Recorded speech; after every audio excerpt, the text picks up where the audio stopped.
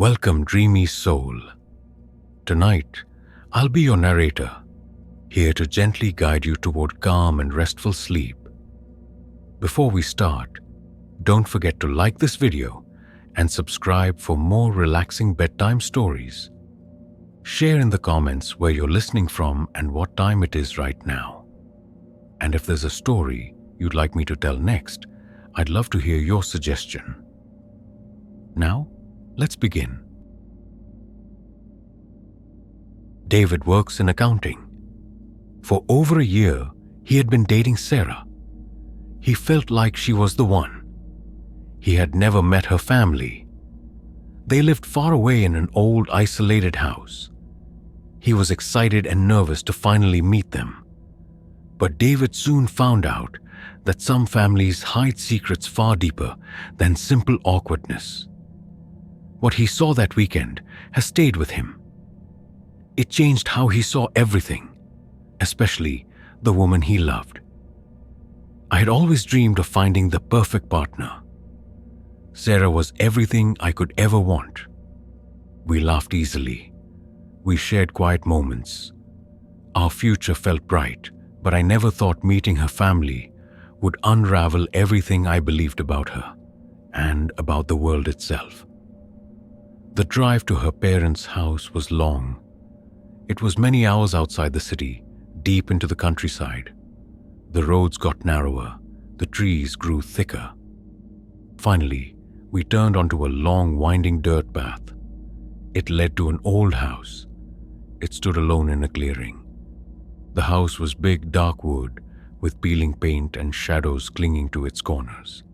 It felt quiet, too quiet. Even the birds seemed to avoid it. "My parents are a little old-fashioned," Sarah said, squeezing my hand. She smiled, but her eyes looked a bit tense. I just nodded. I told myself it was normal to be nervous.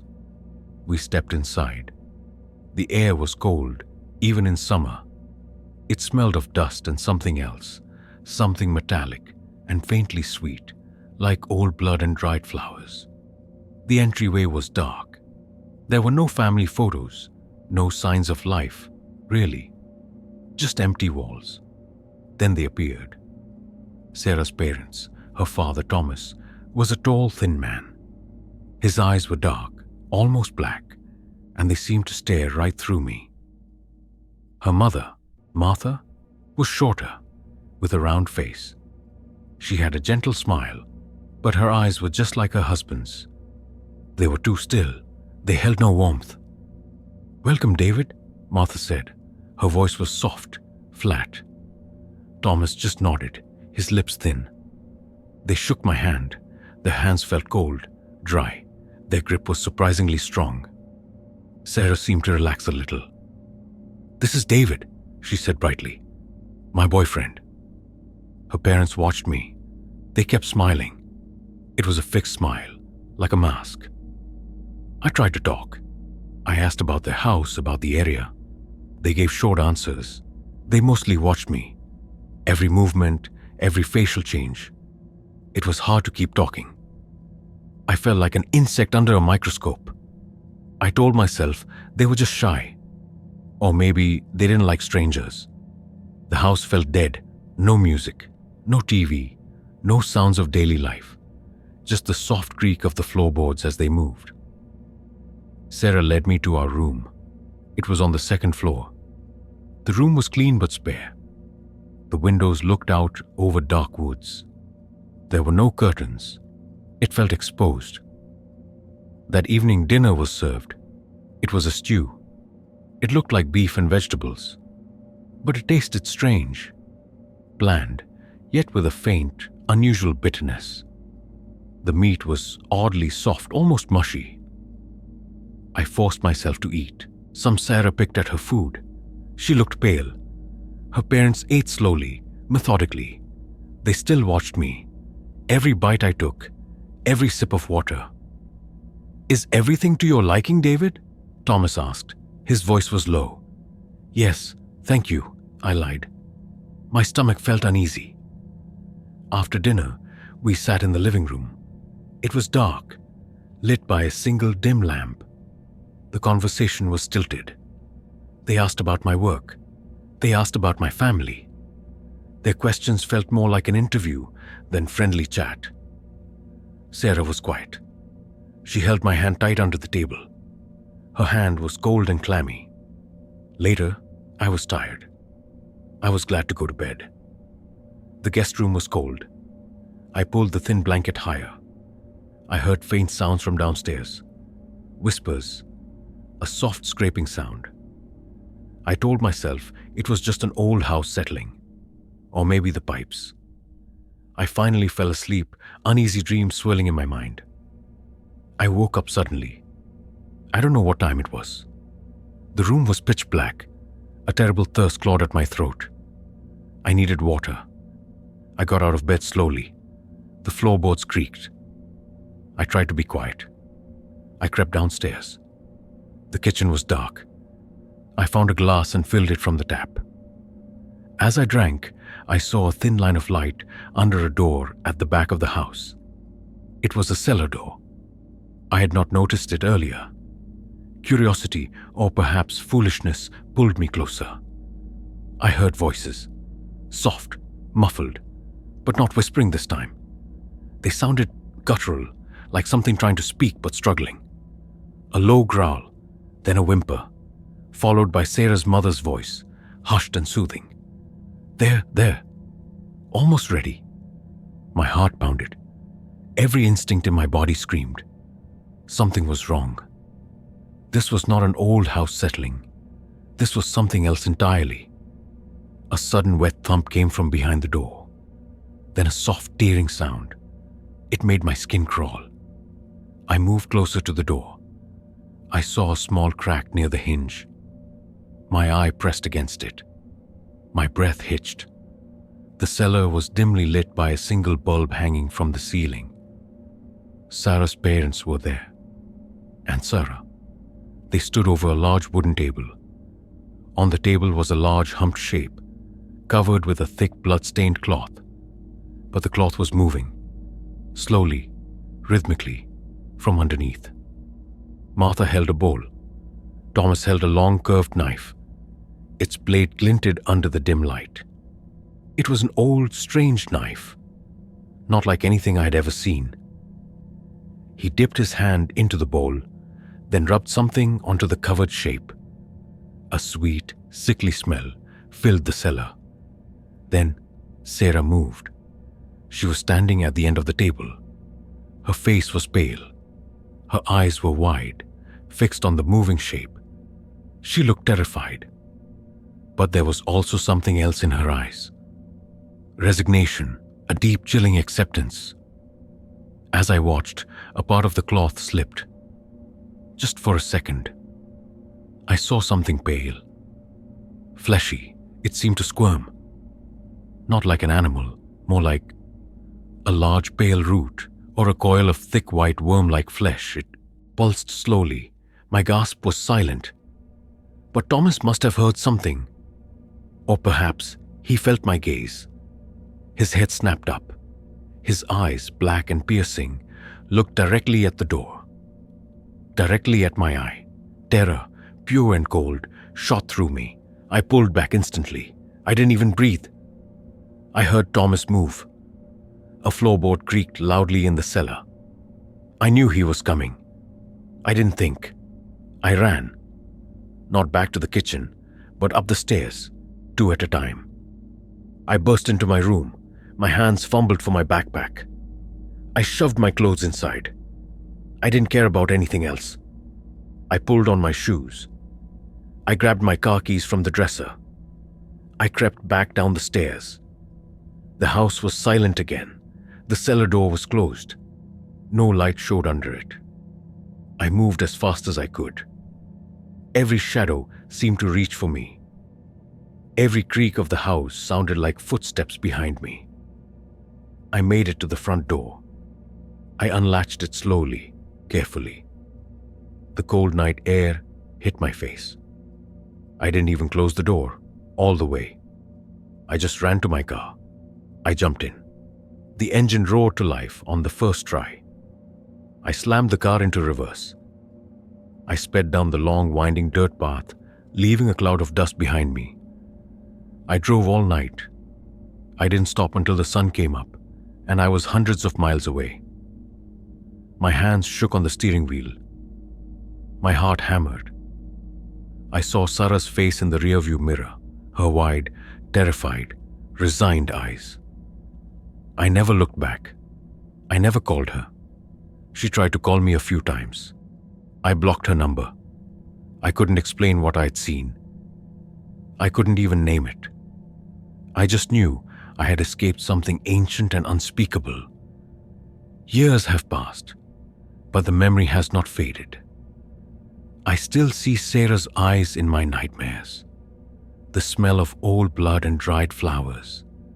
The guttural sounds, the glint of that strange curved knife. The pulsing pale flesh under the cloth. I don't know what happened to them, or to Sarah after I left.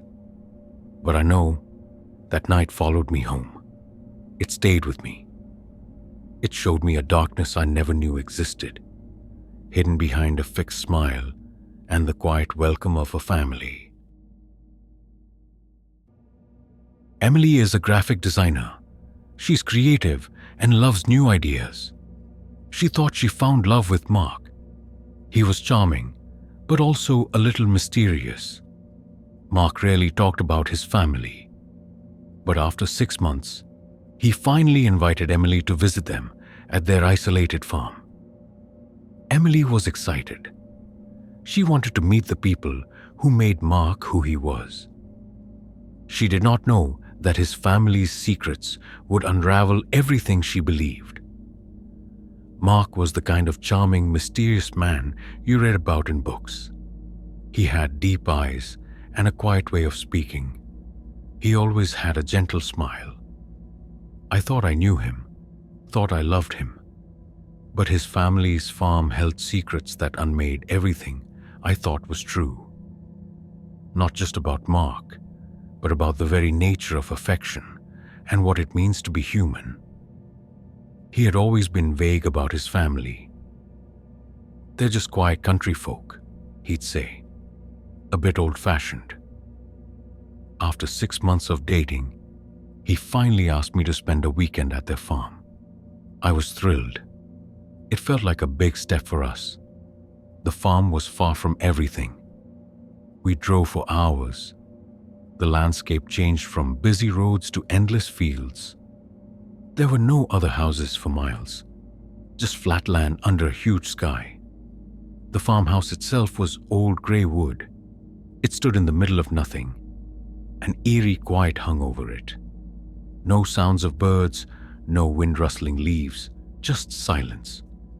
"We're here," Mark said. He smiled, but his smile didn't quite reach his eyes. I felt a shiver. We walked inside. The house was spotless, too clean. It felt like a museum, not a home. There were no dusty corners, no worn furniture, no photos on the walls. It was sterile, like no one truly lived there. It smelled faintly of cleaning products and something else. Something metallic and sharp, like fresh cut wood mixed with old pennies. Then I met them. Mark's parents, Harold and Beatrice, and his younger sister Lily. Harold was a big man, his face carved from stone. Beatrice was thin, her hair pulled back tightly. Both had pale eyes that seemed to look past me. Lily was a girl of about 10. She stood perfectly still. Her movements were stiff. Her smile was too wide, too fixed. "Welcome, Emily," Harold said. His voice was deep without warmth. Beatrice just nodded. Lily tilted her head, her smile not changing. Mark put an arm around me. "This is my girlfriend, Emily." They didn't really respond. They just looked at me. Their eyes were empty. I tried to talk to them. I asked about the farm. They gave short, careful answers. Each word seemed chosen, practiced. Lily didn't speak much. When she did, her voice was flat. Her sentences like something she'd read from a book. She would sometimes make a small, sudden movement, like a doll being moved by invisible strings. I tried to tell myself this was just how they were. Maybe they were shy or very religious. Mark didn't seem to notice anything strange. He acted completely normal. But I couldn't shake the feeling that something was off. The way they watched me when they thought I wasn't looking. Their eyes would become intense, unblinking. Dinner was bland. Mashed potatoes, some kind of stew, and plain bread. It all tasted the same, like nothing. They ate slowly, quietly. Again, Lily tried to interact. "Do you like the farm, Emily?" she asked.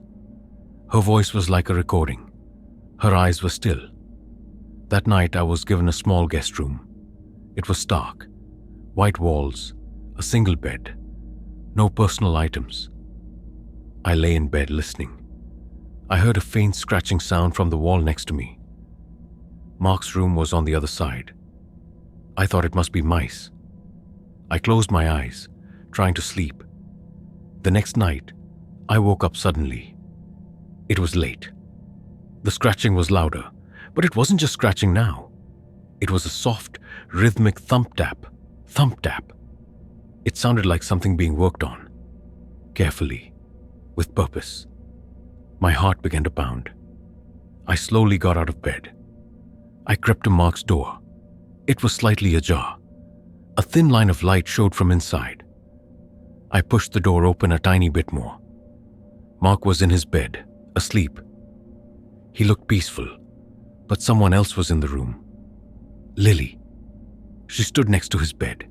She held a small shiny tool. It was slender, with a tiny sharp hook at the end. She was leaning over Mark. Gently, carefully, she was scraping something from his temple.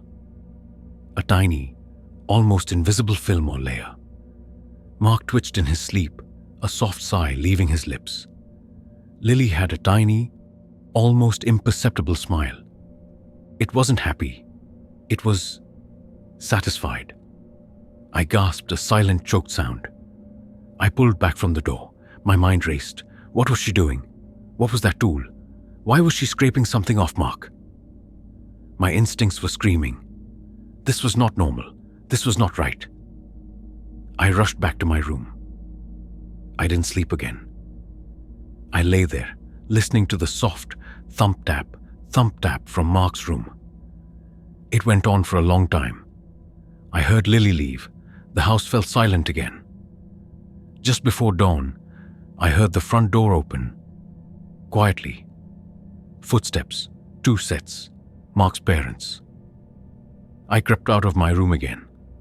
I peeked over the railing. Harold and Beatrice were carrying a large, heavy sack. It was long and bulky. They walked towards the back door. Then they went outside. They headed towards a small, locked shed. My fear pushed me. My curiosity burned. I had to know. I tiptoed downstairs. I slipped out the back door. The air was cold and damp. I followed the faint light from the shed. I reached the shed. It had a small, dirty window. I wiped away some dust and peered inside. The shed was full of tools. Hammers, saws, drills. And then I saw them.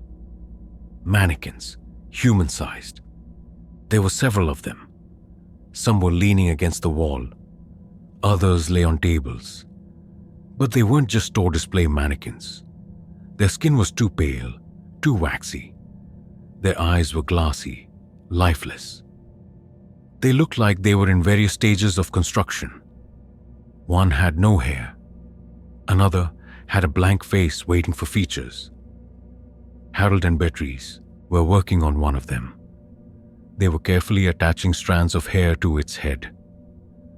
Beatrice was painting faint lines on its face, like veins. They worked with intense focus. Their faces were utterly devoid of emotion. They were like skilled artisans working on a craft. Then I saw Mark. He was standing by the far wall. He was watching his parents work. He wasn't surprised. He wasn't scared. He looked interested, curious. His eyes were cold, assessing. And then his eyes shifted. They met mine through the dusty window pane. No surprise, no fear, no anger, just a cold, calculating recognition. His expression was exactly like his parents'. Flat, empty, like a mirror reflection of their focused, emotionless faces. My blood ran cold. I felt a scream rising in my throat, but it never left. I spun around. I ran. I ran back to the house. I fumbled for my car keys on the counter. I didn't grab my bag. I didn't grab anything. I burst out the front door. I jumped into my car. The engine struggled, then caught. I slammed the gas pedal. I sped down the dirt road, away from that farm, away from Mark, away from his family and their horrifying creations. I drove until the sun was high in the sky. I called my best friend from a gas station payphone, too scared to use my cell. I told her I was leaving Mark, that I couldn't explain why. I never contacted Mark again. He tried, but I couldn't. What I saw that night, it shattered my mind. The family was building people. Was Mark one of them? Was Lily? Was I meant to be another one of their perfect, emotionless creations? Now, I see faces in crowds. I wonder if they are truly human. I wonder if they too have someone scraping at their temples. The idea of love itself feels like a dangerous, fragile deception. I escaped, but Mark's cold, knowing gaze from that shed window followed me home. It whispers to me in the quiet moments. It tells me that some people are not born. They are made. Michael is a software engineer. He is logical and practical.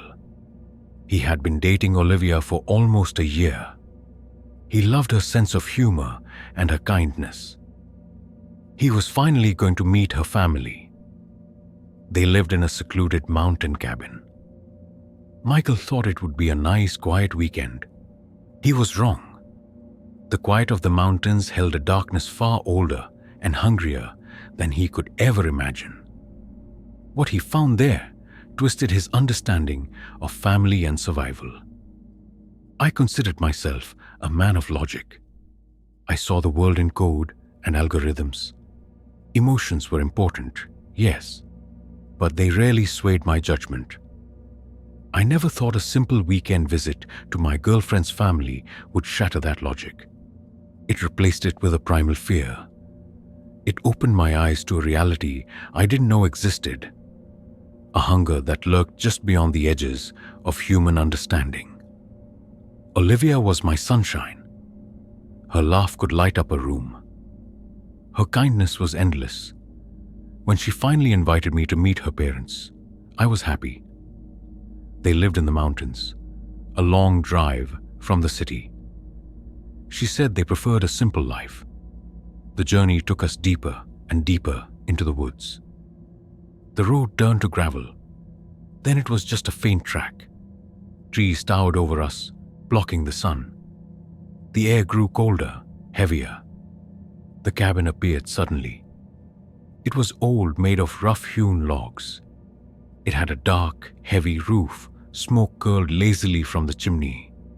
It looked peaceful, but there was a strangeness to the silence around it.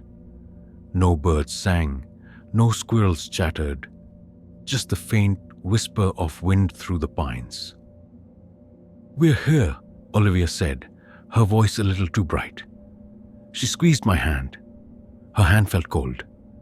Inside, the cabin was warm, almost too warm. A fire crackled in a huge stone fireplace. It smelled of wood smoke and something else, something earthy and sweet, like damp soil and decaying leaves. The walls were covered in old tapestries. They showed strange, looping symbols. I didn't recognize them. Olivia's parents, Robert and Eleanor, greeted us. Robert was a large man, broad-shouldered. He had a thick beard. Eleanor was small and thin, with sharp, quick eyes. Their smiles were wide, almost too wide. revealing teeth that seemed a little too long, a little too pointed. They held my hands tightly when they shook them. Their grip was surprisingly strong. "Welcome, Michael," Robert rumbled. His voice was deep, like the mountain itself. "We've heard so much about you." Eleanor just nodded, her eyes fixed on me. They felt like they were trying to read my thoughts. Olivia hugged them. She seemed happy. She didn't seem to notice the strange quiet in the house, or the way her parents stared at me. The conversation was strange. They asked about my work. They asked about the city, but their questions were not typical. They focused on details. How many people lived in my building? What kind of food did I eat? They asked about my friends. They seemed especially interested in who lived alone. Olivia laughed at my answers. She said her parents were just curious, but I felt a chill. Dinner was a hearty stew. It had thick, dark chunks of meat. It tasted rich, but also a little gamey. I couldn't quite place the flavor. I ate it anyway. Everyone else ate with enthusiasm. Robert gnawed at a bone. Eleanor watched me, a faint, knowing smile on her lips. Olivia ate quickly, avoiding my gaze. That night, I was given a small room at the back of the cabin. It had a single window that looked out into the dense forest.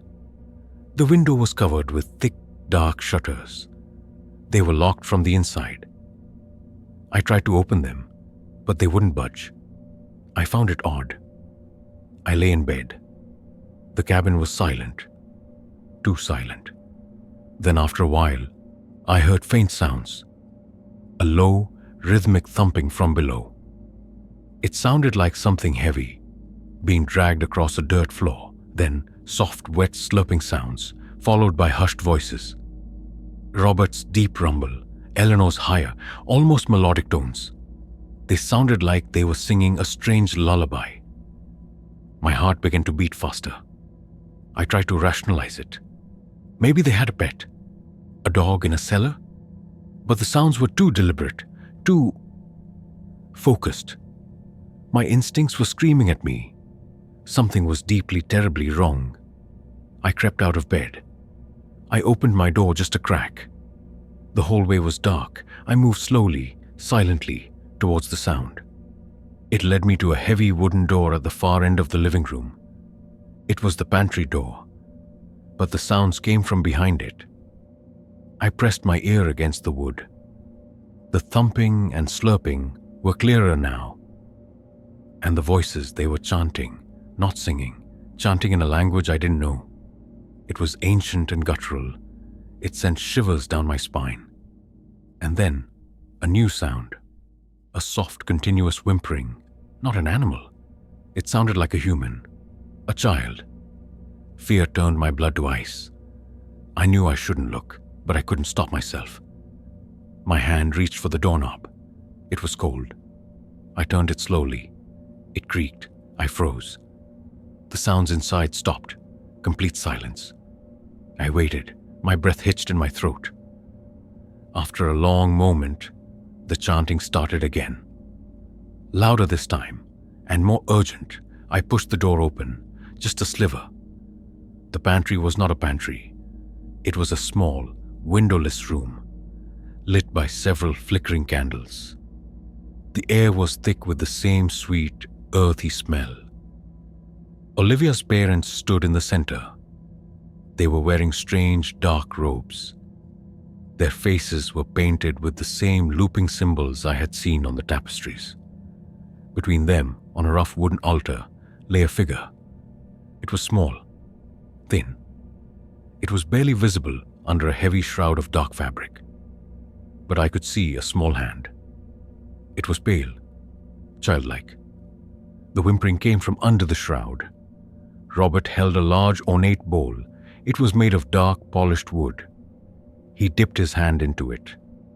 He smeared a thick, dark paste onto the small, visible hand of the figure. Eleanor was cutting something with a short, sharp knife. It looked like a lock of hair. Her eyes were wide, glazed over. They were not looking at anything. Then I saw Olivia. She stood in the corner of the room. She was not wearing a robe. She was watching her parents. Her face was pale, drawn. Her eyes were wide with a mix of fear and something else. Fascination, a deep, unsettling interest. As I watched, Robert raised his voice. The chanting became a roar. Eleanor lifted the knife. She made a quick, clean cut. A small piece of the dark shroud fell away. My eyes widened. I saw a small bare arm and then a small human face. It was a child, a boy. His eyes were open. He was looking at me. His face was frozen in terror. He was not whimpering now. He was making a small choke sound. His mouth was open wide, but no sound came out. My mind broke. I couldn't process it. My logic screamed for an explanation, but there was none. My body, however, reacted. A silent, choking scream caught in my throat. My hand slipped from the doorknob. The door creaked again, louder this time. Robert's head snapped up. His eyes, now burning with a strange, fierce light, looked directly at me. He saw me. Panic, pure, blinding panic. I didn't think. I turned and ran. I ran faster than I ever had in my life. Up the stairs, into my room. I didn't bother packing. I just grabbed my phone, my wallet. I clawed at the locked shutters. My hands burned. They wouldn't open. I heard heavy footsteps on the stairs. Robert was coming. I looked around. The only other way out was the window. I grabbed a heavy wooden chair. I threw it at the glass. It shattered with a crash. Cold, sharp air rushed in. I scrambled through the broken window. My arm scraped on the jagged glass. I felt a sharp pain, but I ignored it. I dropped to the ground below. I landed hard, twisting my ankle. A sharp pain shot through my leg. I tasted blood in my mouth. I heard shouts from the cabin. Robert's deep roar, Eleanor's piercing shriek. I limped into the dense forest. The trees offered cover. I could hear them crashing through the undergrowth behind me. They were fast. Too fast. I kept running, pushing through the pain. My ankle throbbed. I didn't know where I was going. I just ran away from the cabin. Away from the sounds, away from the monstrous family. I ran until dawn. Until my lungs burned and my legs gave out. I stumbled onto a small road. I flagged down the first car I saw. The driver was a kind old man. He saw my terror, my cuts, my limping. He didn't ask questions. He just took me to the nearest town. I never contacted Olivia again. I changed my phone number. I moved apartments. I still have nightmares.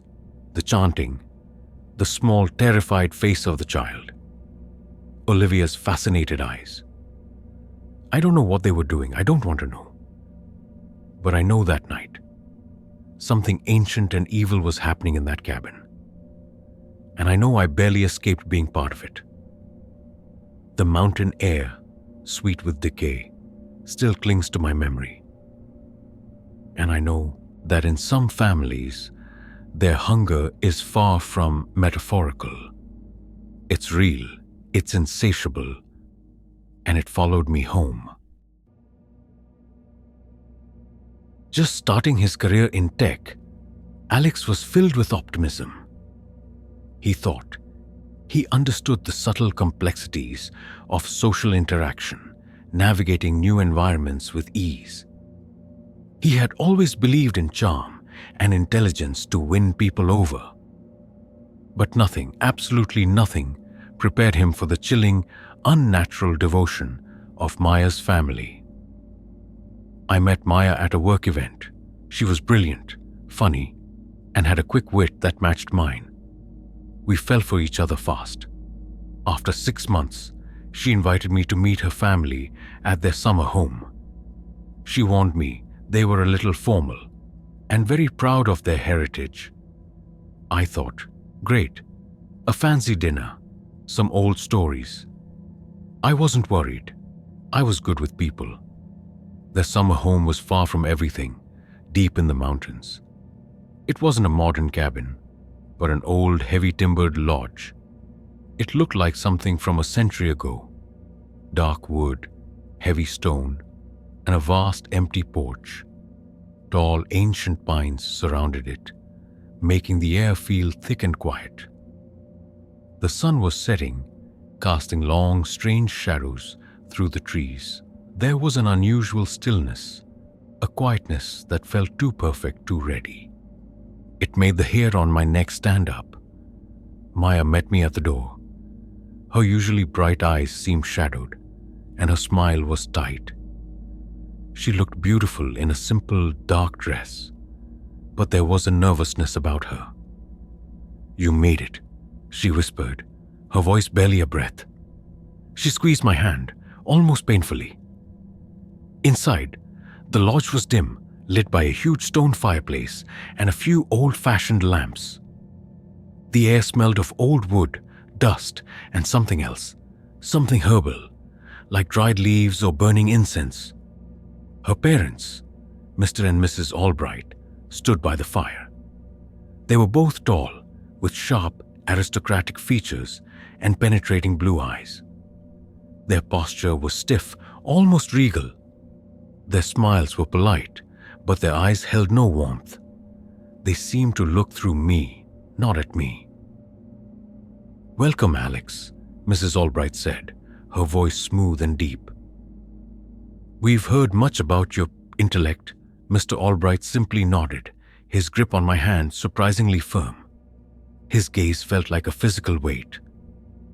I felt like I was being judged, measured, even before I had a chance to speak. I told myself it was just their old world manners, a bit intimidating but harmless. Dinner was elaborate. Roasted game, wild mushrooms, dark wines. It was delicious, but I could barely taste it. Maya's parents spoke in educated, precise tones. They asked about my work, my family, my plans for the future. But their questions weren't for polite conversation. They were probing, searching. They seemed obsessed with my background, my family's history. "Are your family lines strong, Alex?"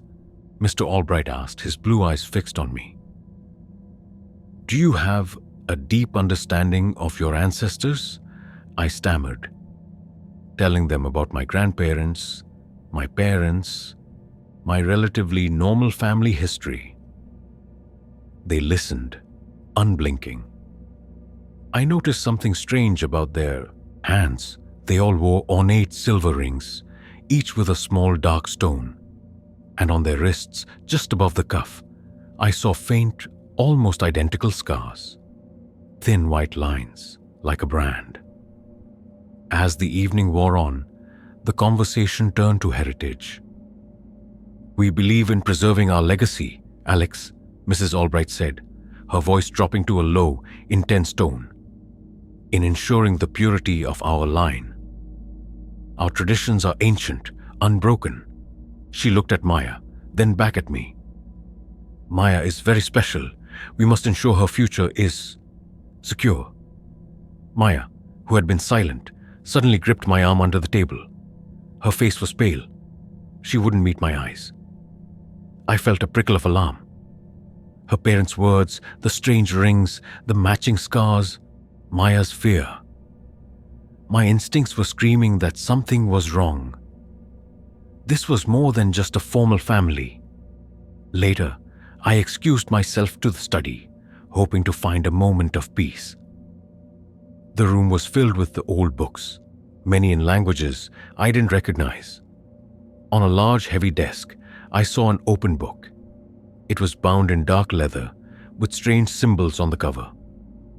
Inside, it was filled with handwritten script and intricate drawings. I saw a depiction of a family tree, but it wasn't just names. It had symbols, and what looked like a timeline of generations, marked with strange, unblinking eyes. And then a diagram. It showed what looked like a ritual with figures standing around a central, glowing object.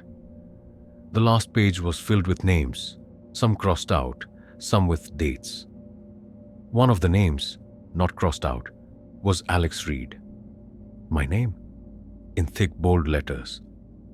My blood ran cold. I slammed the book shut, my heart hammering. I rushed back to the living room. Maya was already standing, her hand outstretched to me. "It's late," she said, her voice strained. "Alex should rest." Her parents looked at her, their blue eyes sharp. Mr. Albright's smile did not waver, but his voice was like ice. "Nonsense, dear. Alex has barely arrived. We have so much more to discuss. Tonight is important. We have a special ritual to welcome new members into our circle." A ritual. New members. My name in a book. The scars. It all made a terrifying, chilling sense. I tried to protest, but Mrs. Albright stepped forward, her hand reaching out. Her touch was cold, like marble. "You will stay, Alex. It has been decided." Her eyes glowed faintly in the dim light. Maya pulled me away. "No," she cried, her voice cracking. "He's not ready." "Not yet." Her parents turned to her, their faces hardening. "Maya, you will not interfere," Mr. Albright said, his voice deadly calm. "He has been chosen. And you know the consequences of defiance." Maya looked at me, her eyes filled with terror and a desperate apology. "Run," she whispered, her voice choked with tears. "Run, Alex, now." I didn't need to be told twice. I bolted. I pushed past Mr. Albright, whose grip was surprisingly strong, but my adrenaline was stronger. I ran out of the lodge into the dark, silent forest. I heard shouts behind me, footsteps crashing through the undergrowth. I didn't look back. I just ran, stumbling through the unfamiliar terrain, branches whipping at my face, until I found my car. I peeled out of their driveway, tires spitting gravel, and didn't stop until I was hundreds of miles away. I never contacted Maya again. I couldn't. I tried calling her, but her number was disconnected within days. I searched for her online, for her family, for that lodge, but it was like they had vanished. No trace. To this day, I don't know what ritual they had planned, or why my name was in that book. Was I chosen for something terrible? Was Maya trying to save me? Or was she part of it all along, just having doubts? The memory of their glowing blue eyes, the matching scars, the ancient book, and Maya's terrified plea still haunts me. I still feel a cold dread whenever I see an old isolated lodge or hear discussions about heritage. It followed me home. I often wonder what became of Maya, and if she's still caught in her family's dark, ancient devotion. Jessica is a primary school teacher. She's kind and patient. She had been dating Ben for 8 months. He was sweet and thoughtful. She truly liked him. He finally invited her to meet his family for a Thanksgiving dinner. Jessica was excited to join a big, loving family for the holidays. She never imagined that some traditions are kept hidden for a reason, and some families share a bond far deeper and more terrifying than blood. I believe in good in people. I teach children to be kind, to share, to trust. I always saw the world as a place filled with potential for warmth and connection. I never thought a simple Thanksgiving dinner at Ben's family home would strip away all my beliefs. It would show me a darkness in human connection I never knew existed. It would show me the horror of traditions kept hidden for a reason. Ben was everything I looked for in a partner. He was thoughtful, funny, and incredibly kind. When he invited me to his family's Thanksgiving, I was thrilled. I loved the idea of a big, warm family holiday. The drive to his family home was just a few hours from the city. It was a charming, old Victorian house in a quiet, tree-lined neighborhood. It looked friendly, inviting. Orange and red leaves crunched under our tires as we pulled into the driveway. The smell of roasting turkey and spices drifted from the open windows. It felt perfectly normal. A bit of a relief after hearing Ben say they were a little particular. Inside, the house was cozy. It was filled with old wooden furniture and family photos. It smelled wonderful, of cinnamon, sage, and roasting meat. It felt like a home. Then I met them, Ben's parents, Arthur and Catherine, and his sister, Laura. Arthur was a jovial, round-faced man. Catherine was thin, with a sharp smile and bright, curious eyes. Laura was younger than Ben, perhaps 20. She was quiet, almost shy. They all seemed nice. A bit old-fashioned maybe, but genuinely friendly. "Welcome, Jessica," Arthur boomed, giving me a bear hug. Catherine smiled. Laura offered me a small, gentle handshake. Ben seemed completely at ease. He laughed with his parents. He teased Laura. I felt a sense of relief. My worries about meeting his particular family melted away. The afternoon was lovely. We talked. We played board games. Laura mostly watched. She didn't say much, but she seemed sweet. Dinner was soon ready. The table was laden with food: turkey, mashed potatoes, green bean casserole, all the traditional dishes. We sat down. Arthur said grace. Then we began to eat. The food was delicious. Everyone laughed and chatted. Well, almost everyone. I noticed something strange after a while. Laura wasn't eating. Not really. She pushed food around her plate. She picked at a few green beans. Her eyes kept darting to her parents and to Ben. A strange, almost fearful expression in them. "Laura, dear, aren't you hungry?" Catherine asked, her voice soft. Laura just shook her head. She looked down at her plate. "Oh, our Laura is just a picky eater," Ben said, smiling. "Always has been." But it felt like more than pickiness. Her hands were trembling slightly. Her pallor was extreme. Her skin looked almost translucent under the warm dining room lights. And then I noticed the small, nearly invisible scar just under her jawline, partially hidden by her hair. It was a thin reddish line. I dismissed it, maybe an old childhood injury. Later, after dinner, we were watching a movie. Ben fell asleep on the couch. I was still a little unsettled by Laura's behavior. I decided to get a glass of water.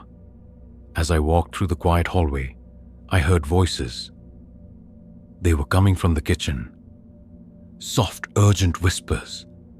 It was Arthur and Catherine. And Ben. My heart started to beat faster. It felt like they were arguing. I moved closer, curiosity pulling me in. I stopped just outside the kitchen door. The voices were hushed but clear. "She's getting weaker, Arthur," Catherine whispered. "The transfusions aren't enough."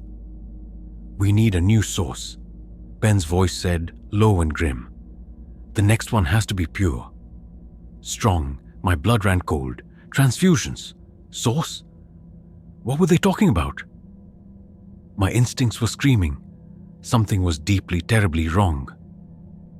"We have guests," Arthur warned. "We must be careful." "She's getting too pale," Catherine insisted. "She won't last another winter if we don't act soon." The last one was almost depleted. Then a chilling statement from Ben. "Jessica seems strong, healthy, perfect for a long-term contribution." My breath hitched. My heart stopped. Contribution? Me? My mind raced, trying to make sense of the words. Transfusions, source, depleted. It made no sense. But a terrible cold dread began to settle over me. I pulled back from the door, silent as a ghost. My mind spun. I couldn't understand it. But Ben's voice, cold and clinical, replayed in my head. Jessica seemed strong, healthy, perfect for a long-term contribution. I didn't go back to the living room. I crept up the stairs to the guest room Ben and I were sharing. My hands trembled as I searched for my bag. I needed to get out. Now. But before I could even open my bag, the door creaked open. Ben stood there. He was awake. His eyes were wide. His smile was gone. His face was cold, calculating. Jessica, he said, his voice flat. Where are you going? My heart pounded. I tried to act normal. Oh, just getting something from my bag for my headache. He took a step into the room. You heard us, didn't you? My blood ran cold. I couldn't speak. My mind screamed. Run. He closed the door behind him. Slowly. It's a family thing, Jessica. A tradition. We all have to do our part. He pointed to the small scar on his own jawline. It was barely visible, just like Laura's. Laura. She's very weak, he continued, his voice almost gentle.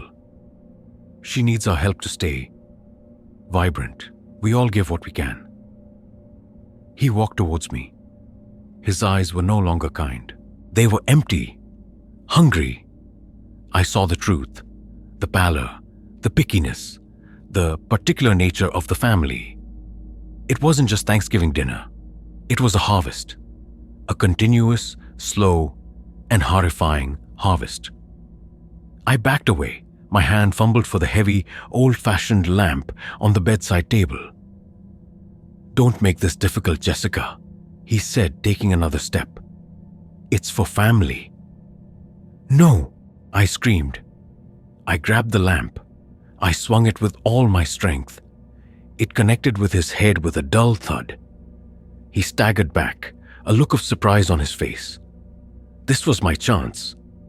I bolted for the door. I threw it open. I flew down the stairs. I heard shouting from the kitchen. Arthur, Catherine. They knew. I didn't stop. I burst out the front door. The cold night air hit my face. My car keys were in my pocket. I fumbled for them. My hands were shaking too hard. Then I heard footsteps behind me. Ben. He was fast. I got the car door open. I jumped in. Ben was right behind me. He tried to grab my arm through the open window. I screamed. I slammed the door shut, trapping his hand for a second. He cried out in pain. I started the engine. It roared to life. I threw the car into reverse. Ben stumbled back, cradling his hand. I didn't wait. I sped out of the driveway. I left a trail of screeching tires and fear behind me. I drove all night, adrenaline coursing through me. I didn't stop until I reached my apartment. I locked every door, every window. I couldn't shake the image of Ben's empty, hungry eyes, or the meaning of contribution. I never saw Ben again. I changed my number. I moved to a different city. I couldn't be a part of their family tradition. The thought still chills me to the bone. They weren't just sharing food at Thanksgiving. They were sharing life itself, slowly, painfully, draining it from others to keep their own alive. That night followed me home. It whispers to me that some families aren't just knit together by love. They are bound by something darker, something that feeds. Alex is a chef, passionate about food and flavor. He was completely smitten with Chloe. She was vibrant, full of life. He was excited to meet her large, boisterous family at their annual summer barbecue. He looked forward to great food and good company.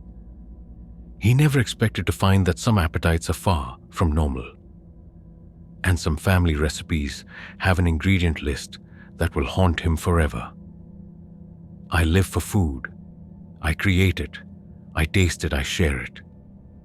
I believe a good meal can bring people together, heal wounds, and celebrate life.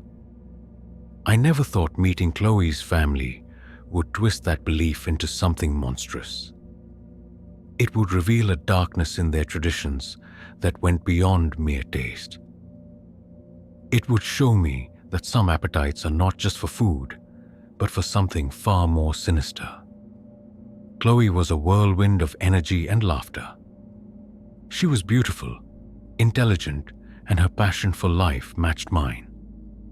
When she invited me to her family's annual summer barbecue, I was eager. I loved big family gatherings, and I imagined a feast. The family home was a sprawling ranch house. It was set deep in the hills, surrounded by fields and forests. It was vibrant with noise and laughter when we arrived. Kids ran around, music played. The smell of grilling meat filled the air. It felt like the perfect summer day. I met her family, her parents, John and Susan, her brothers, David and Mike, and a host of aunts, uncles, and cousins. They were all loud, friendly, and welcoming. Everyone was big, tall, broad-shouldered. They all had booming laughs. They looked like happy, healthy country folk. "Alex, welcome to the family," John roared, clapping me on the back. Susan gave me a warm hug. David and Mike shook my hand with bone-crushing grips. Chloe beamed, clearly happy to share her family with me. I felt a sense of belonging. The barbecue was in full swing. There was a huge grill, plates piled high with ribs, chicken, sausages, and huge cuts of beef. Everything looked amazing. I got myself a plate. I took a piece of what looked like perfectly grilled sirloin. It smelled incredible. I took a bite. The flavor was rich, deep, unlike any beef I had ever tasted. It was tender, juicy, almost melting in my mouth. A unique, subtle sweetness to it. "This is amazing, John," I said, genuinely impressed. "What kind of marinade do you use?" John chuckled. "Family secret, son.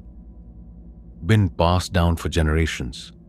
Everyone was eating with gusto, piling their plates high, second servings, third servings. They ate like they hadn't seen food in weeks. Their eyes had a strange glint as they chewed, a hunger that seemed to go beyond mere enjoyment.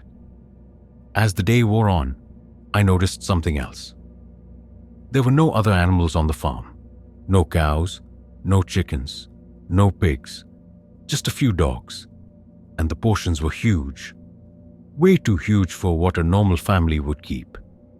And the amount of meat, it was unbelievable. I asked Chloe about it. "Where do your parents get all this meat from?" Chloe just shrugged. "Oh, Dad has his sources. Local hunters, farmers." She smiled, but her eyes seemed to avoid mine. A subtle uneasiness settled in. It was a beautiful day, but something felt off. The extreme hunger, the lack of other animals, the sheer amount of meat, and that unique flavor. It was haunting me. It was too familiar, yet too alien. Later that evening, after most of the guests had left, I helped John clean up. He was a good host. We were packing up leftover meat. As I moved a heavy cooler, I saw something under the table. A discarded packaging. It was plain brown paper, no labels. But on the inside, there was a faint red stamp, a symbol. It looked like a stylized outline of a human hand. My heart began to pound. A human hand? What did that mean? I shook my head. It had to be a coincidence. A strange logo. Then, as John went to get more bags, I saw it. A faint, almost invisible tattoo on his forearm. It was the same symbol, the stylized human hand. My blood ran cold. My mind screamed. This was not right.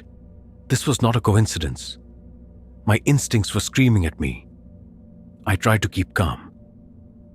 "That's an interesting tattoo, John," I said, trying to sound casual. What does it mean? John paused. He looked at me. His booming laugh was gone. His eyes, usually so friendly, were cold, hard. It means family, Alex, he said, his voice low. It means tradition. It means we take care of our own. The way he said take care of our own sent a shiver down my spine. It was a threat, a promise. I walked away from him. My mind raced, the taste of the meat, the unique sweetness, the incredible tenderness, the sheer amount of it, the symbol, the tattoo, the deep, almost primal hunger in their eyes. I knew. With a horrifying certainty, I knew what I had eaten. My stomach rebelled. I barely made it to the bathroom. I vomited until there was nothing left. The taste of that meat, that sweet, rich, horrifying flavor, filled my mouth. When I came out, Chloe was waiting. Her face was pale. Her eyes were filled with sorrow. You know, don't you? She whispered. I couldn't speak. I just stared at her. It's how we survive, she said, her voice trembling. It's how we stay strong. It's an old tradition. From when times were hard, we don't waste anything. She looked at me, her eyes pleading. It's for family, Alex. No, I finally managed to croak. No, this is wrong. This is sick. Her face hardened. You're family now, Alex. You've eaten with us. You're one of us. Terror, raw and overwhelming, seized me. I wasn't family. I was the next meal. Or worse, the next source. I turned and ran. I didn't care about anything. I just ran out of the house. I heard Chloe shouting behind me. I heard John's booming voice. I heard the frantic barks of the dogs. I ran to my car. My hands fumbled for the keys. I could hear footsteps, many footsteps. They were coming for me. I got the engine started. I slammed the car into reverse. I heard a loud thud against the back of the car. Someone had tried to stop me. I didn't look. I just sped away. I drove like a madman, leaving the ranch house behind.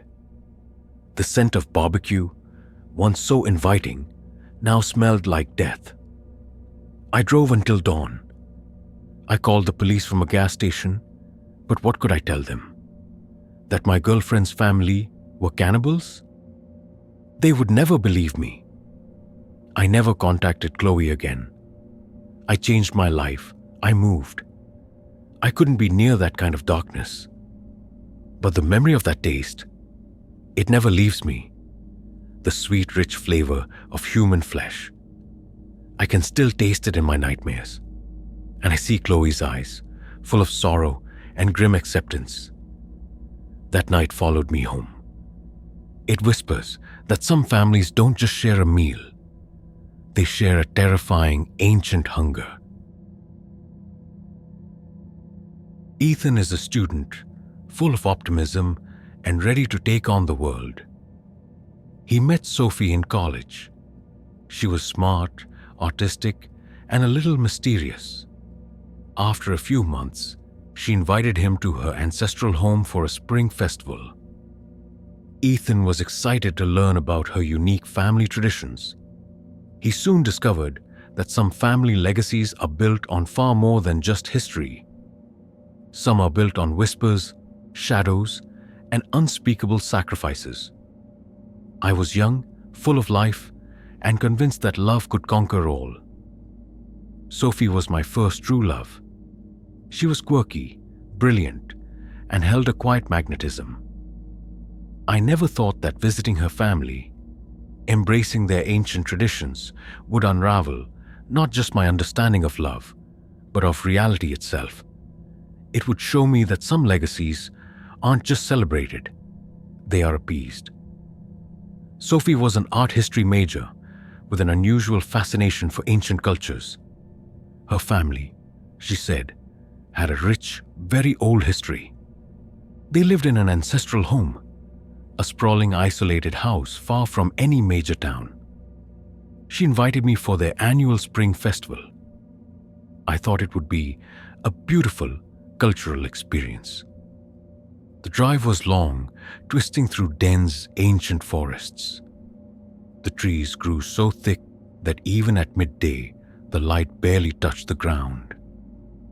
The air grew damp and heavy, carrying the scent of rich earth and something sweet, like blooming night jasmine mixed with something subtly metallic. The house finally appeared, a grand yet decaying stone manor. It was covered in ivy, with dark windows that seemed to watch us as we approached.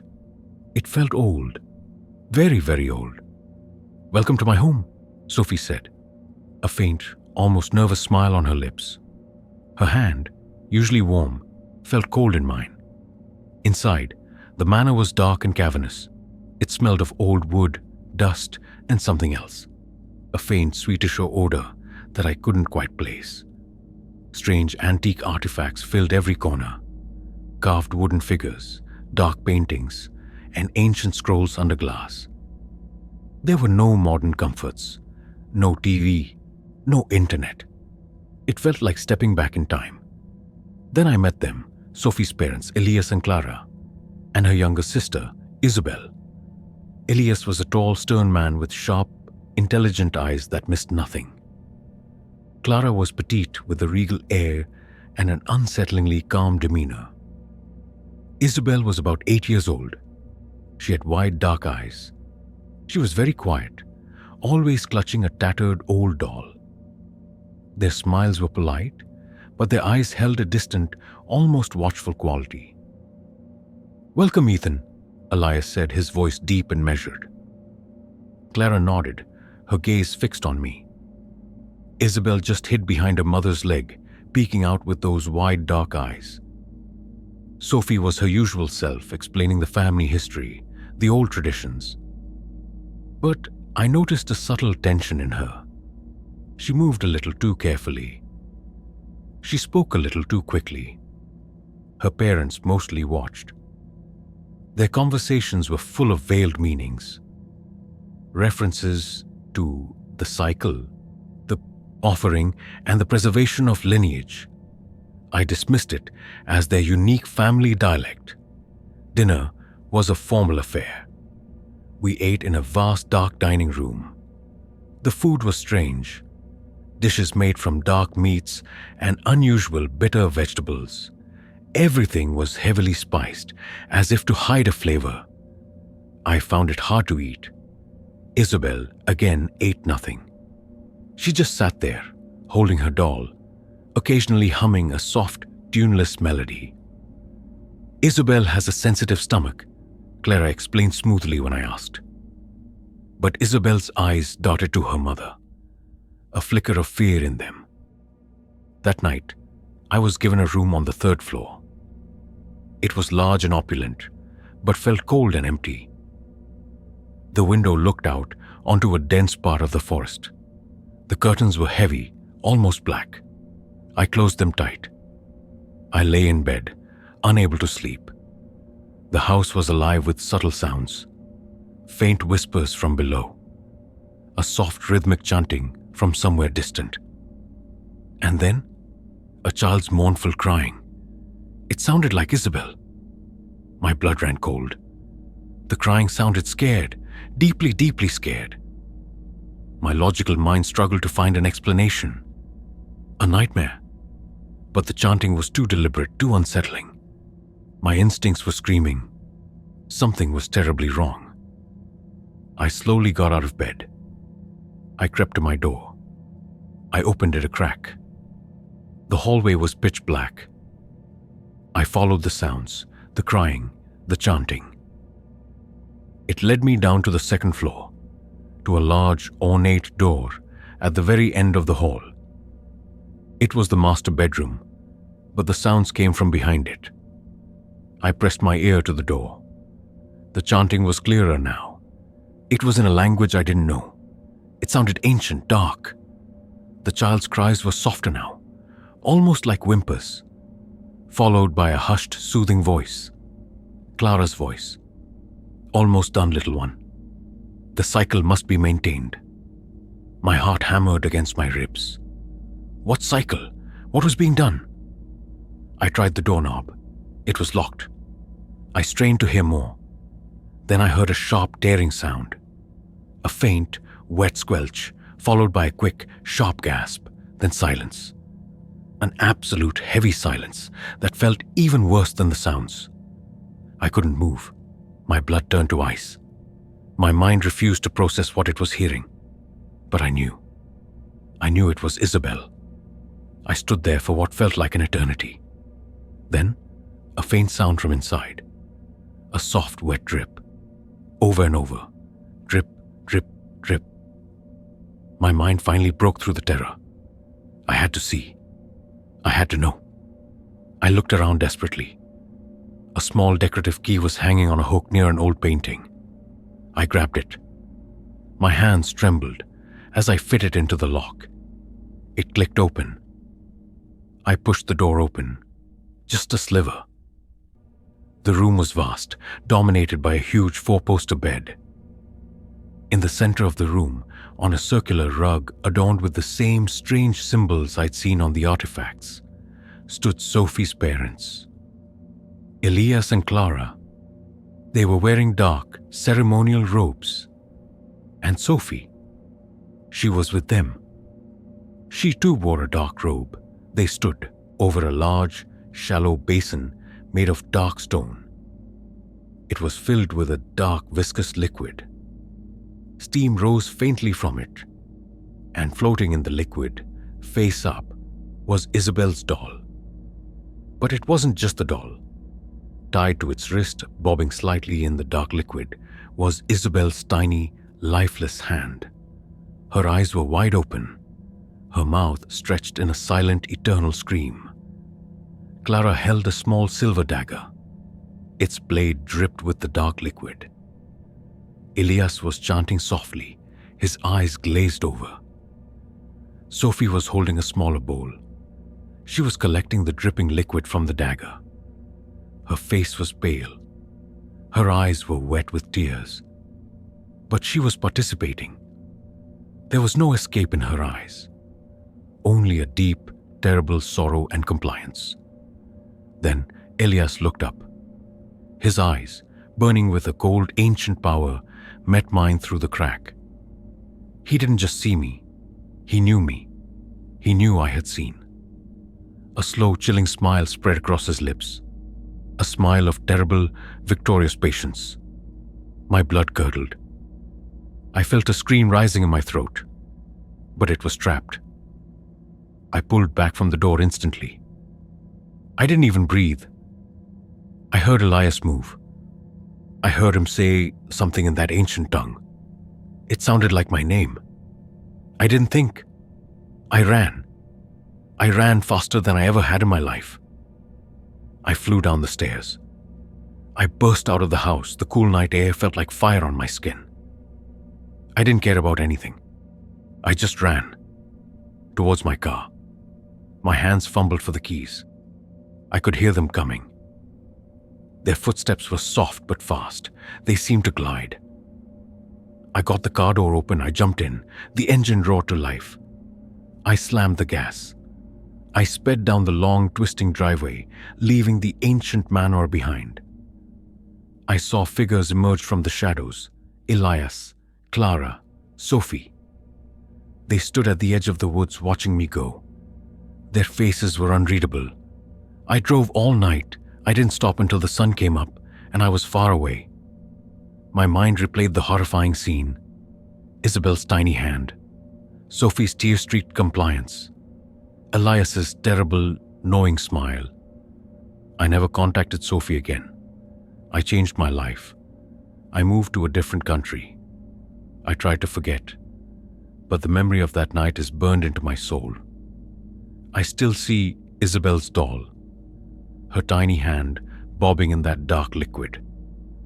I still hear the whispers, the chanting, and Elias's voice calling my name.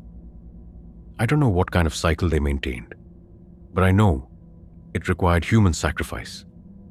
And I know that in some families, tradition is a hunger, passed down through generations. A hunger for something far more precious than love. that night followed me home. It whispers to me that some legacies are written not in ink, but in blood. Chloe is a social worker, dedicating her life to helping vulnerable people. She had been dating Liam for almost a year. He was charming, intelligent, and very attentive. He invited her to meet his family at their remote lakeside cabin. Chloe looked forward to a relaxing weekend. She soon found out that some families guard their loved ones not with protection, but with a horrifying, possessive darkness that defies explanation. I've seen the worst of humanity in my job. I've seen neglect, abuse, and despair. But I always held on to the belief that with care and compassion, people could heal. I never thought meeting Liam's family would show me a darkness so profound, so utterly twisted, that it would shatter my faith in human connection. It would reveal a possessive horror that consumed everything, including the very idea of love and freedom. Liam was my anchor.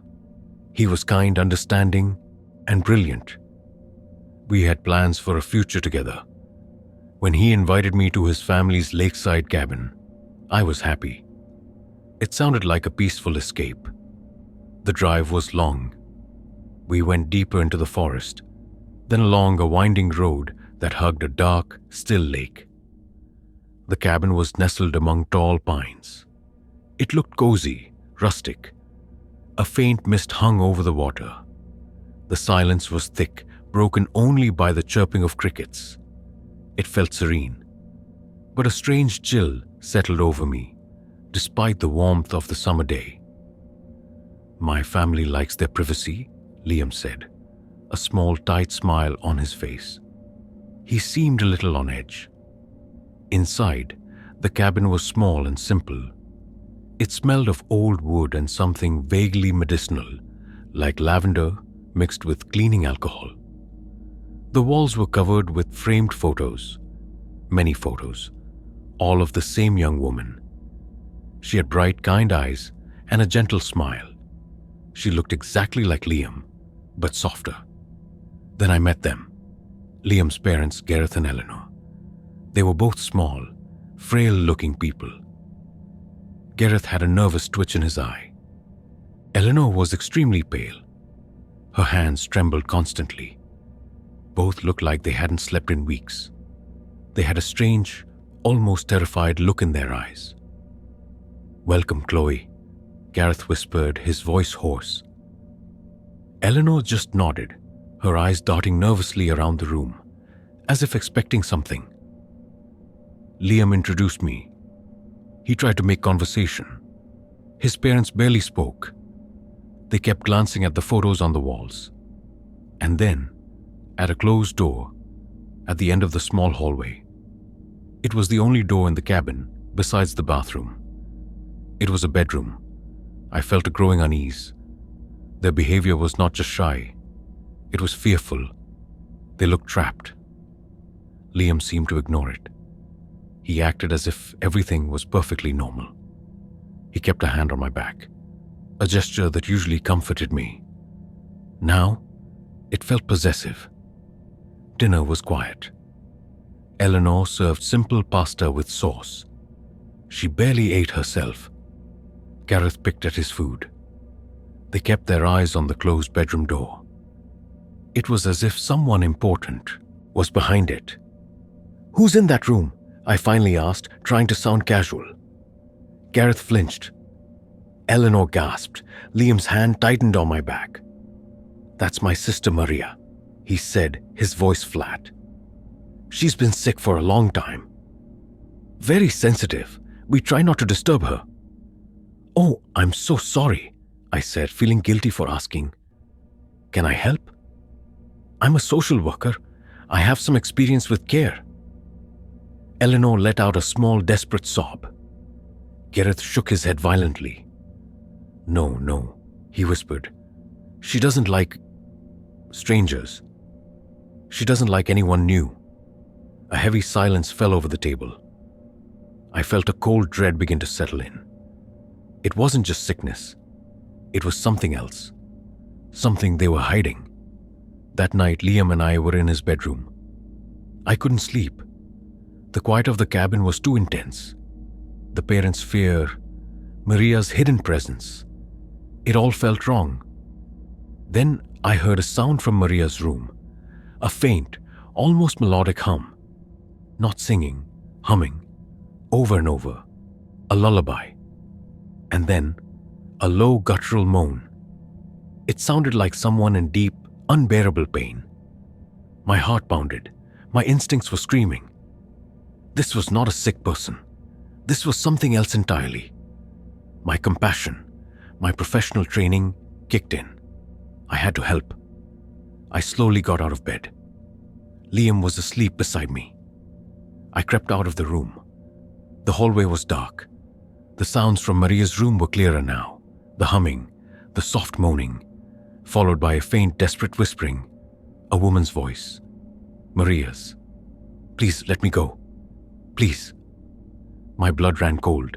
She was trapped. I knew it. My hand reached for the doorknob. It was old, brass. I turned it slowly. It creaked softly. I froze. The humming stopped. The moaning stopped. Silence. I waited.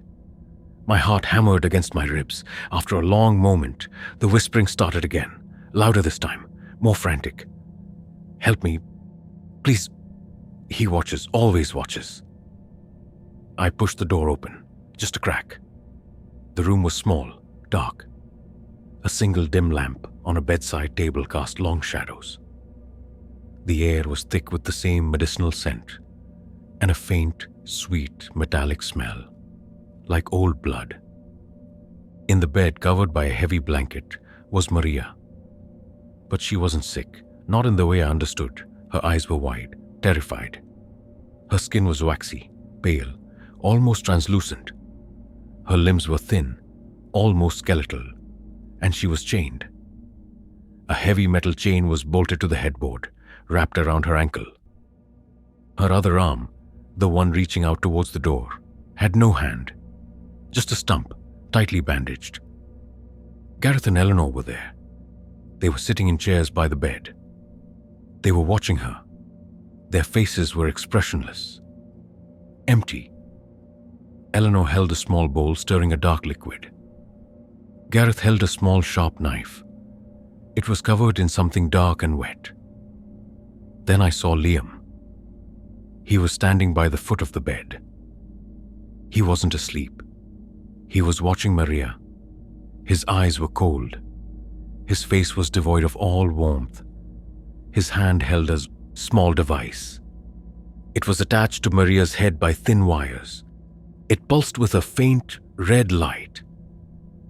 "You really shouldn't have seen that, Chloe," Liam said. His voice was calm, emotionless. My blood ran cold. My mind screamed. She was not just sick. She was a prisoner, a victim. And they were harvesting something from her. Her hand was gone.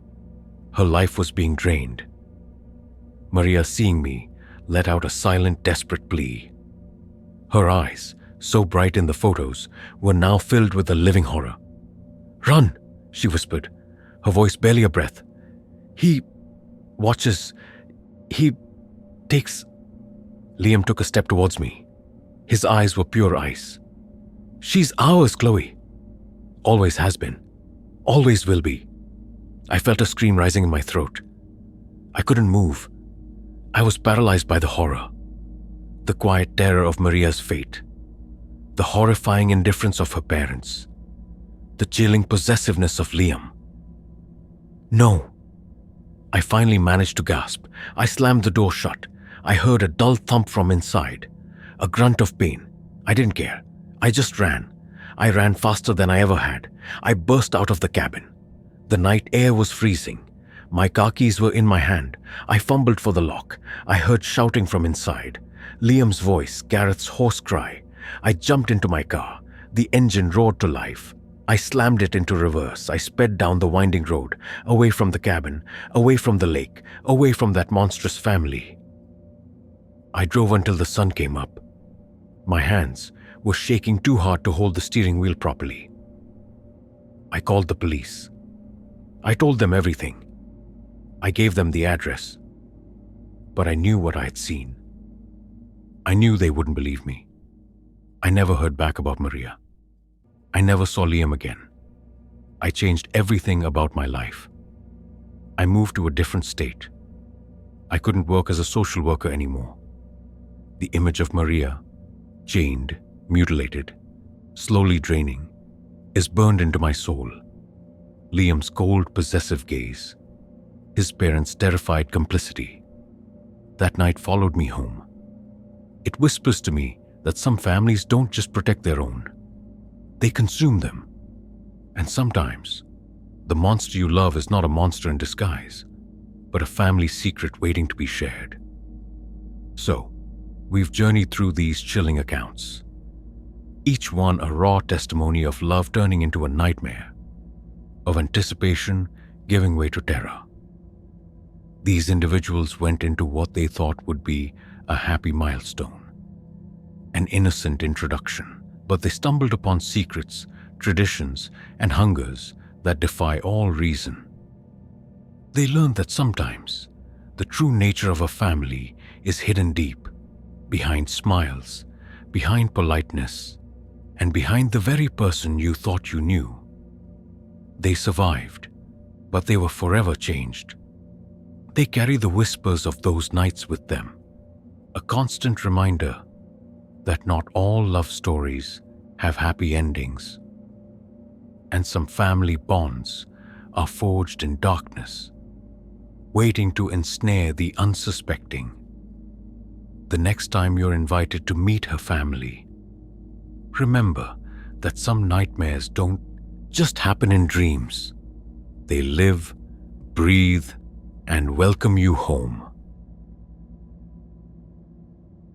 As a budding environmental scientist, Mark believed in balance, in the delicate equilibrium of nature. He sought harmony, understood interconnectedness, and always approached life with a calm, analytical mind. He thought he could assess any situation, find the patterns, and predict the outcomes. But nothing, absolutely nothing, prepared him for the silent ancient power of Olivia's family. Mark had met Olivia at a conservation seminar. She was passionate, ethereal, with a quiet strength that resonated deeply with him. They shared a love for the wild, for unspoiled places. After nearly a year, she invited him to her family's remote island home. She described them as connected to the old ways and guardians of the land. Mark pictured a rustic, peaceful retreat. He was about to find something far more profound and terrifying. Their home was a collection of rough-hewn cabins on a small, windswept island, accessible only by a small private ferry.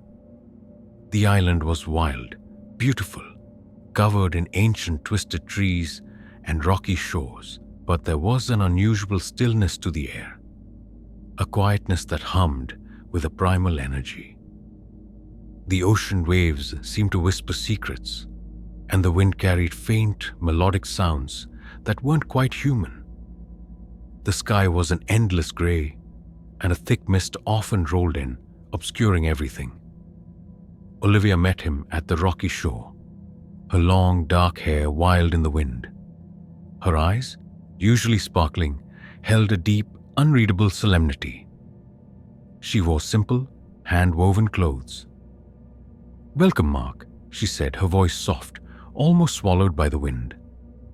She didn't hug him, but her hand, when it took his, was surprisingly warm, almost feverish.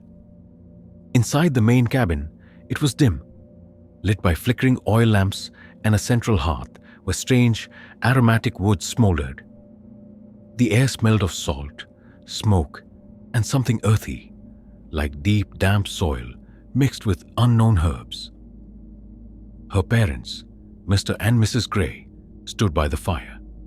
They were both tall, with weather-beaten faces, piercing blue eyes, and hair as white as sea foam. Their smiles were rare. But when they appeared, They held a profound ancient wisdom and something else, something akin to a predator's calm. "Welcome, Mark," Mrs. Grace said, her voice surprisingly strong, like a deep current. "Olivia speaks of your understanding of the earth. We hope it is true." Mr. Gray simply nodded, his gaze unwavering, deep and knowing. His hand, when it clasped Mark's, was rough and powerful. Mark felt a strange sensation, a brief flash of primal energy, as if his own life force was being observed, measured. He dismissed it as the isolation, the strange energy of the place. Dinner was served at a low, round table. Fish and roots prepared in a way he didn't recognize. Olivia's parents spoke little, their words deep and resonant. They spoke of the island as a sacred heart, of their eternal duty to it, and of the balance that must be maintained. They often watched Mark, their piercing blue eyes seeming to search his very soul. Mark noticed something unsettling. The island itself seemed to respond to them. The wind would die down when they spoke. The waves would recede slightly. Olivia, too, seemed to have an unspoken connection. She would often walk to the window and simply stare at the shifting mist, a silent understanding passing between her and the island. "The island chooses its guardians, Mark," Mr. Gray stated, his voice a low rumble. "And it chooses those who join its guardians." His eyes flickered to Olivia, then back to Mark, a knowing glint within them. "It seeks strength and resonance." Mrs. Gray nodded, her gaze intense. "Olivia has a great purpose here, a deep bond. We must ensure it is respected, sustained." Her hand reached out, gently touching a small carved wooden totem on the table, a depiction of a coiled serpent with wings. It felt warm to her touch. Mark felt a growing sense of unease. Their words, the island's strange responses, Olivia's silent connection.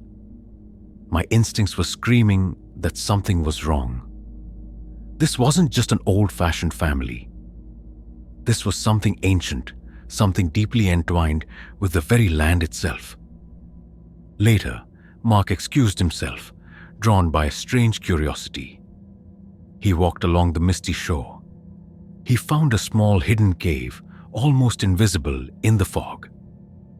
Inside, ancient carvings covered the walls, depictions of people, many generations, merging with trees, turning into stone, becoming part of the island. And at the center, a large, rough-hewn stone altar, stained with what looked like dried blood. Around it were small recent offerings, fresh fish, wildflowers, and a small delicate wooden carving. It was a serpent with wings, identical to the one on the Gray's table. His blood ran cold. He heard the faint melodic chanting again. It seemed to come from the deepest part of the cave, from within the earth itself. It was ancient, primal, and deeply unsettling. His instincts were screaming. This was a place of sacrifice, and the Grays were its priests. He rushed back to the main cabin. Olivia stood, her face pale, her eyes wide with fear.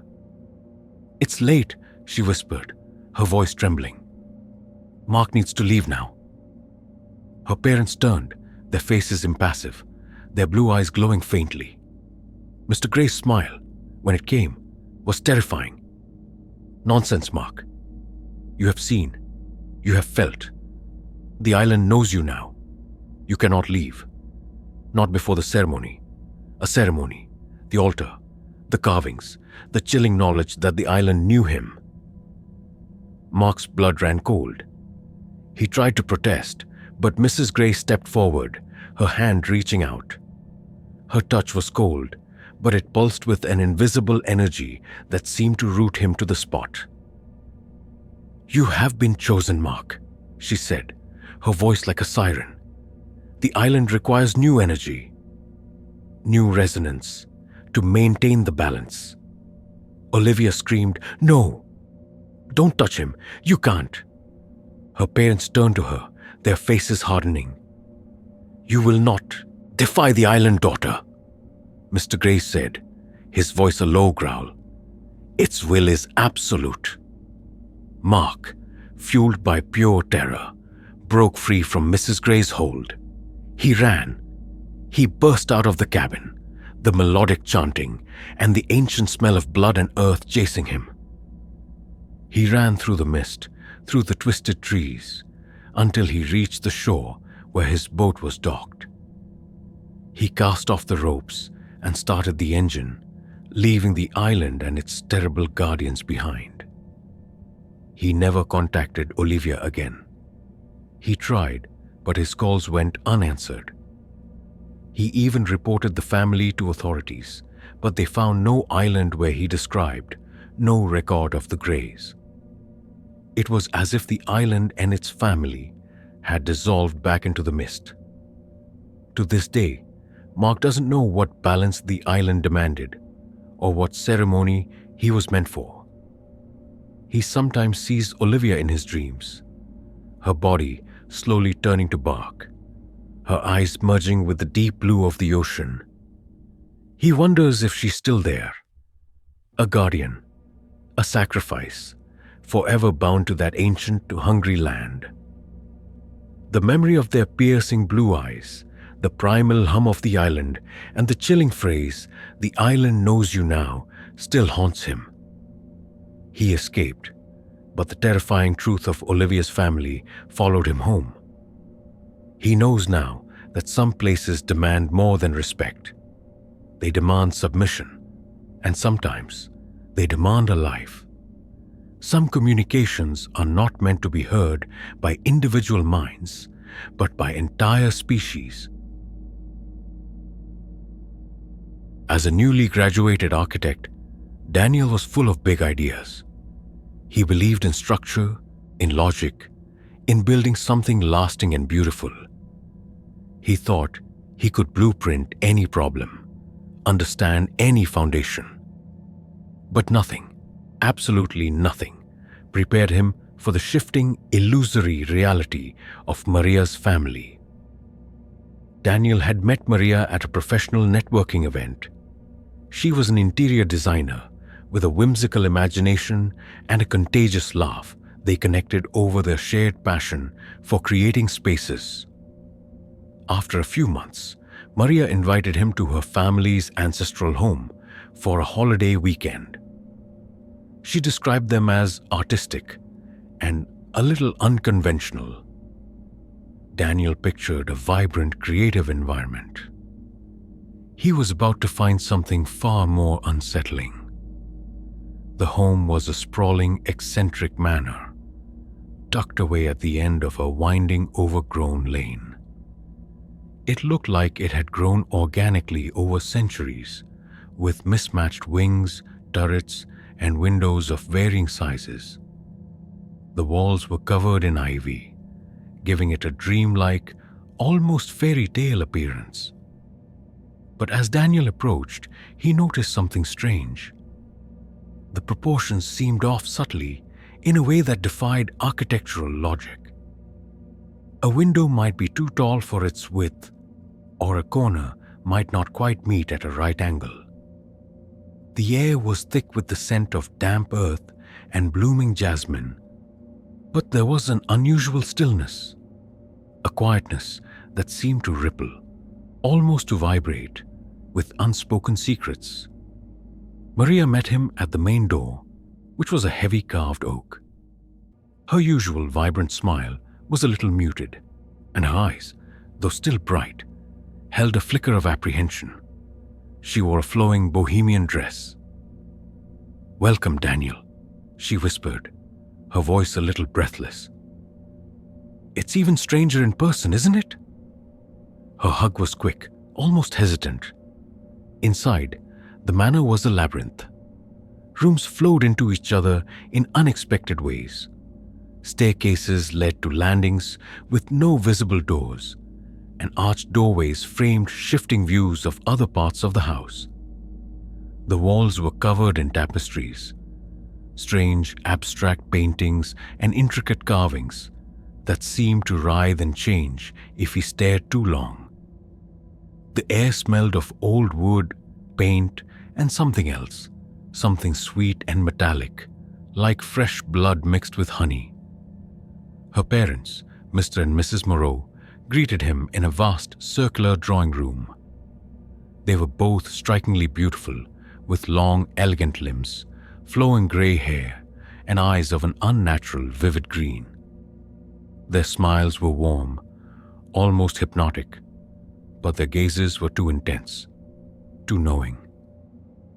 "Welcome, Daniel," Mrs. Moreau said, her voice like wind chimes. "We've been eager to meet the architect who captures our daughter's heart." Mr. Moreau took his hand, his grip surprisingly cool. "You appreciate beauty, Daniel," he said, his voice a low rumble. "But do you understand its true cost?" His green eyes seemed to shimmer. Daniel felt a peculiar disorientation, as if the room itself was subtly tilting. He dismissed it as an illusion, a trick of the strange architecture. Dinner was served in a cavernous dining hall with a long, unpolished wooden table. The food was exquisite, a wild mix of flavors and textures presented like works of art. Maria's parents talked freely about art, philosophy, and the fluidity of reality. They spoke of the house as a living entity, constantly reshaping itself to reflect our desires. They often touched Maria's arm or ran a hand through her hair, their movements almost possessive. Daniel noticed something unsettling. Sometimes, a painting on the wall would seem to subtly change its image when he wasn't looking directly at it. A door he was sure was there, moments before, might seem to disappear behind a tapestry. The floorboards would creak where he knew there was no one. Maria seemed to ignore these things, or perhaps she didn't notice. "Our home is an extension of ourselves, Daniel," Mr. Moreau explained, his green eyes fixed on him. "It breathes. It adapts. It mirrors the spirit within." Mrs. Moreau smiled, her gaze sweeping around the room. "And we are always seeking new perspectives, new energies to absorb." Her smile seemed to linger a moment too long.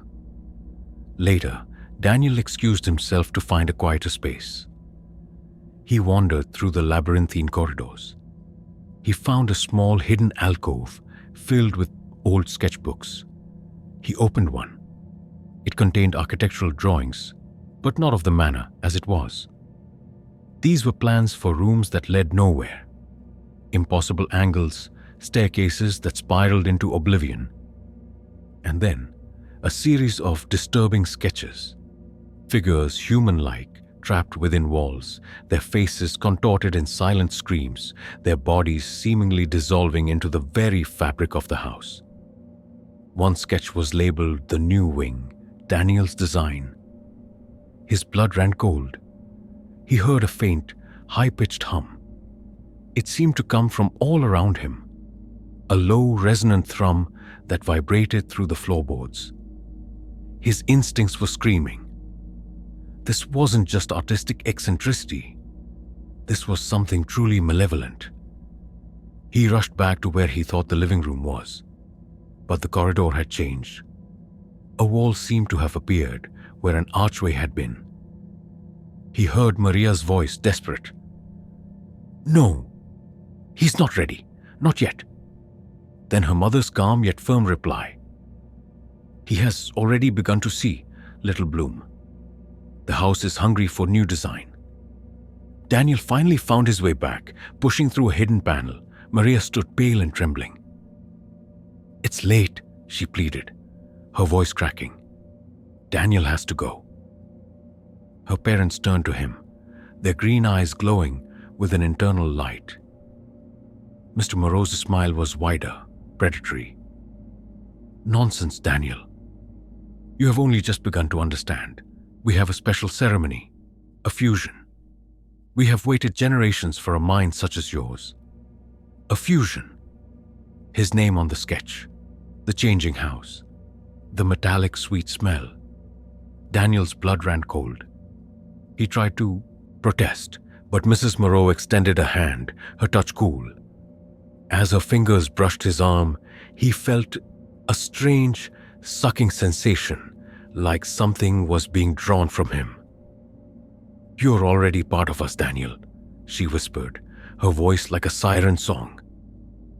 "Part of the house. You can never truly leave." Maria screamed, "Run, Daniel! Run now! Don't let them take you!" He broke free from Mrs. Moreau's grasp, the sensation of being drained still fresh on his arm. He ran. He ran through the shifting corridors, the layout of the house twisting and turning around him. He felt the walls reaching for him, the floorboards trying to trip him. The sweet metallic smell was overpowering now, mixed with the faint hum. He burst out of the house into the dying light and didn't stop until he reached his car. He drove away from the manor, watching in his rearview mirror as the house seemed to shimmer and blur, almost disappearing into the twilight. He never contacted Maria again. He tried, but her phone was disconnected. The address for the manor led to a patch of empty, overgrown woods, like it had never existed. To this day, Daniel doesn't know what kind of fusion they planned.